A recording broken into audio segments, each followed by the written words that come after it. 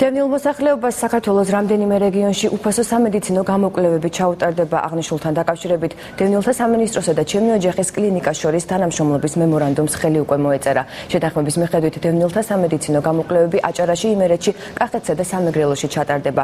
დევნილებს ქირურგები, თერაპევტები, კარდიოლოგები, ნევროლოგები, ენდოკრინოლოგები, პედიატრები და სხვა პროფილის ექიმები უსასყიდლოდ მოემსახურებიან. კლინიკამ ზუგდიდში დევნილებისთვის ერთი აქცია უკვე ჩაატარა, შემდეგი ეტაპი ბათუმში 12 აგვისტოსაა დაგეგმილი, სადაც დევნილებს უფასო სამედიცინო გამოკვლევები ჩაუტარდებათ. ჩვენ ვეცდებით და უცებად დავფარავთ ყველა იმ მიმართულებას, რომელიც დღეს არ იფარება კერძო სადაზღვევო კომპანიების თუ 36 საერთო დაზღვევის ჯილში.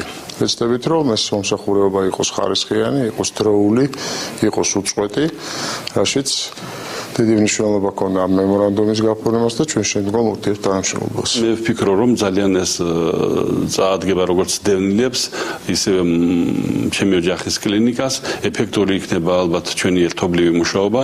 მემორანდუმსაც ახლა მოეწერა ხელი და ვფიქრობთ, რომ ეს ღონისძიება არის ძალიან სასარგებლო.